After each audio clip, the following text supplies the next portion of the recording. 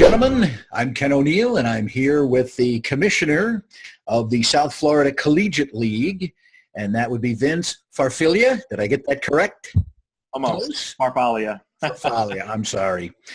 So thank you for being with us today. And you are the commissioner of the South Florida Collegiate League. And it says here that it's a premier woodbat summer league, which some leagues aren't. And you've got, is it now 10 teams or 12 teams that you have? We've been at 10 for the last 7 years. And so, and it's split into two leagues. And tell us about the league and a little bit about its history. You know, I guess the first thing I can start with is that, you know, there was never anything like this in South Florida, although that we have some of the best actual talent in the country. So I saw a need and an opportunity, and in 2011 we formed, and we have been just blessed to have the right owners involved and a lot of good players that have brought the talent level, and it just seems as if every single year we get better and better players, and different programs from around the nation supporting us. You know, we're widely and heavily supported by the college coaching community here in Florida, but that has spread to you know, Pac-12 schools and, you know, Big Ten schools in different parts of the country, not just the Southeast United States. So it's been really really rewarding watching it grow. Now, they have about 80 leagues or so around the country. How do you go about recruiting?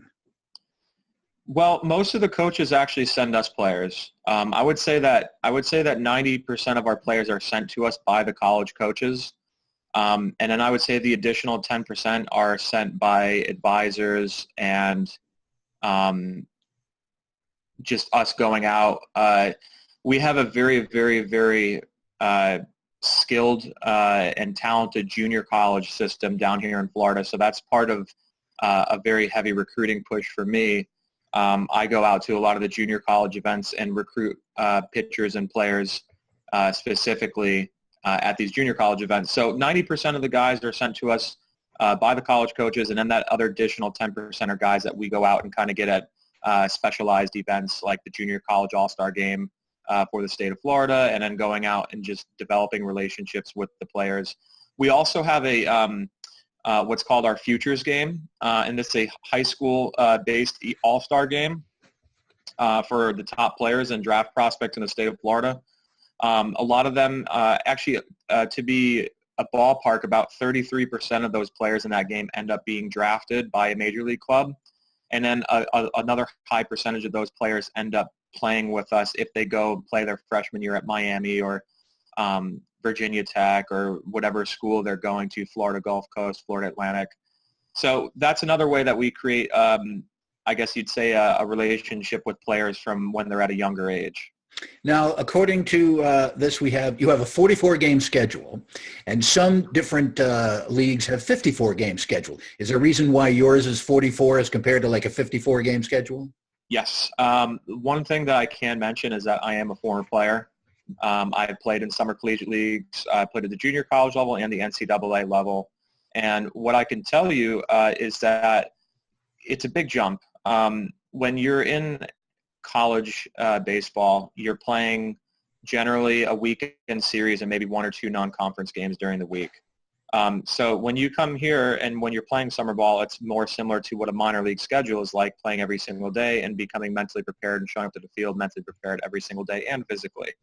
So it is hot down here, which plays a big factor. But the number one item that plays a factor and why we play less is that the majority of our kids go back and are back on campus right around August 10th. So most of these other leagues that are in the Northeast and in different parts of the country, their kids aren't required to come back on campus usually till the end of August. So we like to end at the end of July, give our kids a little bit of about a 2-week break to just decompress and be with their families, and then they end up generally going back to school around August 10th to August 15th, depending on what program they're coming from. So that's a big thing for us, is to give our guys a little bit of time off between summer ball and reporting back to college. Now, I saw that you have a team, the Fort Lauderdale Knights. They're a new ownership and a new name. Could you give us some facts about that? Yeah, we had a couple of ownership changes this year, and these were the teams are members in our league, so they have the ability to sell and buy and sell as they please. And the Fort Lauderdale Royals sold to an ownership group out of Illinois, and what ended up happening is they rebranded the team the Fort Lauderdale Knights, and thus far I've watched them play the other night. They have a really good roster, and it's pretty neat because it's really neat seeing each team's footprint because you have different ownership groups that have different contacts in different parts of the country. So, for instance, the Pompano Beach team is primarily guys from the Miami area. And Fort Lauderdale, their ownership group is in the Midwest, so you get a lot more of the schools that are coming and players coming from the Midwest. So it's really cool that we have such a diverse group of players coming from different parts of the country. Now, my next question is because my favorite team, the Palm Beach Diamond Ducks, I love that. Now, it says here that they're in their second season, and last year they won 27 games, and they sent 14 players to the All-Star game. How are they going to do this year? Do they have similar players, or is it a whole new team? It's a whole new team. There was an ownership change within that group this year. They have some very talented players. Shane Roberts, he was at the University of South Carolina, was drafted in 2017 by the Yankees. He's probably one of their better arms on the team there. Austin Pollock from the University of Miami, he's a really talented player. Ryan Wimbush, another player from the University of Miami that transferred to Palm Beach State, one of their really good arms. They have I haven't really got to see them play because we just started a few days ago, but those players that I mentioned I've seen throughout the spring pitch and play. So I do know that those guys are pretty talented. So we'll see how it plays out. Summer ball is also a lot about how you play as a team and how well you mesh together. So we'll see what happens. Now, how are the attendance down there? Is it well-attended games? I would say for our purposes in our realm, yes. There is in the Miami metro area, which is Palm Beach County, Broward County, which is Fort Lauderdale, and Dade County, which is Miami, there's 8 million people. So, we're looking at such a wide variety of activities to do, unlike I was in Utica as an assistant GM before, where there's a small town and maybe the only thing to do that night is to go to a baseball game. So for our purposes, yeah, we get several hundred attendance, not several thousand, like some of these other leagues and around the country. But for our purposes, for South Florida, that's pretty good. If you had the opportunity to go to a ball game or go to the beach, some people might rather go to the beach or go out, on the town to the nightclubs and the restaurants. But yeah, we do get decent amount of attendance. Our All-Star game is one of the most attended games of the year. We get over 500 fans at that game. But yeah, it's something that we work on. We do a lot of corporate work involved in the community and selling packages and corporate nights at the ballpark. So going back to what I was saying before is it's just when you go into these other leagues, and I know like in the New York Collegiate League or the Perfect Game Collegiate League, I think one of the teams actually led the country in attendance at one point, maybe Elmira. Could have been. But, you're talking about a huge marketing push that they put on in a small town. I think it's easier to be a big fish in a small pond than it is to be a big fish in a big pond. So there are tons of activities here, and we do draw a decent amount that people do come out. So we are thankful for that. Now, how did you get from Utica to Florida? Well, I played college baseball down here. Oh, okay. I'm originally from New York. And in a nutshell, 10-cent version, I was given the opportunity to be a minority owner in Utica, an assistant GM. And it was an amazing time in my life. I got engaged in Utica. I've been married for 5 years, and 7 years ago, actually a couple of days ago, I got engaged in Utica. Congratulations. Thank you. Yeah. So it has a special place in my heart. But the travel was tough, spending summers up there. And I was bringing and recruiting Florida, an entire roster from Florida up to New York. And it was interesting because at that point in time when we were in the league in Utica, I can specifically remember a moment where the connection was not made in the talent because on opening night we played Oneonta, and we had a starting pitcher, and they announced from Hillsborough Community College, stepping up to the mound, Mike Johnson. Now, Mike Johnson, when they announced Hillsborough Community College, the entire SEC and ACC roster of Oneonta kind of scoffed at it and was laughing. We looked in the dugout, and Mike threw 7 innings shutout, and Mike ended up playing a very long time in the Los Angeles Angels organization. And from that moment on, it clicked to me that, that's what the focus really is about summer ball. It's about development and about giving players an opportunity. And that's what we do, is we put our players first and our development of players first.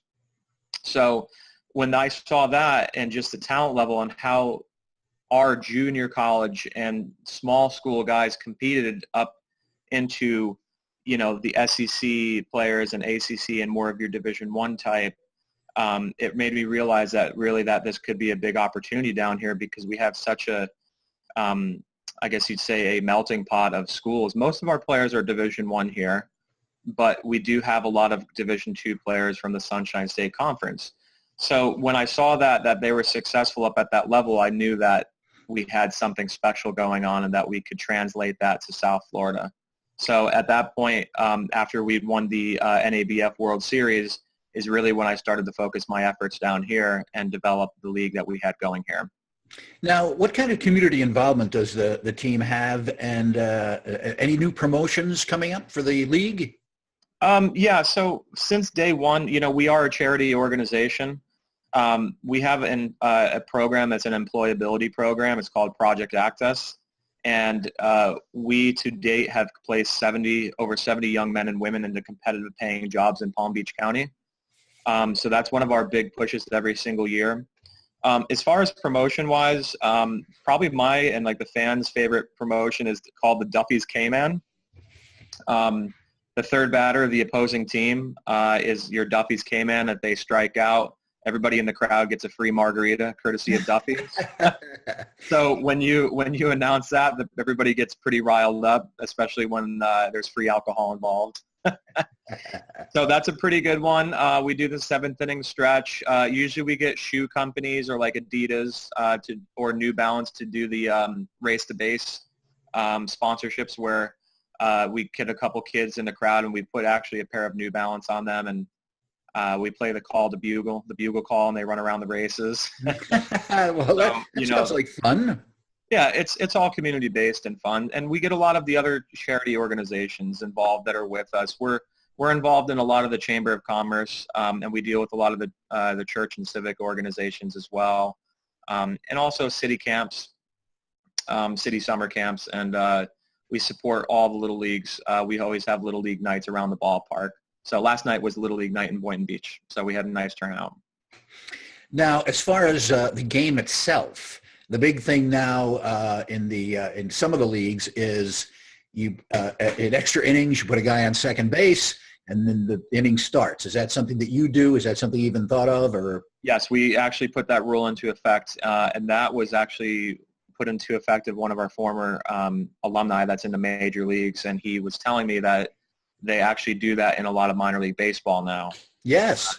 Save pitching. So once I heard that minor league baseball was going to that route, we decided to do that. So we call we call it a Texas tiebreaker.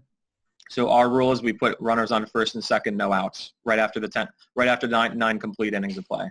Wow. Now, how many do you? This is off the top of your head. Do you know how many games went into extra innings? So far, we've had one that have went into extra innings. How did it turn out? It went fine. Usually what our ideology is that you bunt the two guys over, and then you have two chances to, 2 outs to score a run. And for us, is to help save pitching and also speed up the games because, when you have people at the games, you want to speed up the action and keep things interesting and not we had a 17-inning game 2 summers ago. So that was one of the situations that prompted also this rule change for us. Now, you have how many people are on each team? It's like a 25-man roster, or? No, anywhere from 30 to 35. And we carry a lot of players just because of the fact that we have a lot of guys on temp contracts. If people follow our Twitter feed, we have a lot of players that are drafted every single year. So there's a lot of motion in and out. So we carry anywhere between 30 to 35. Which is really good, because in majors now, you've got basically 13 pitchers and 12 position players. So right. These ball players will get a chance to play.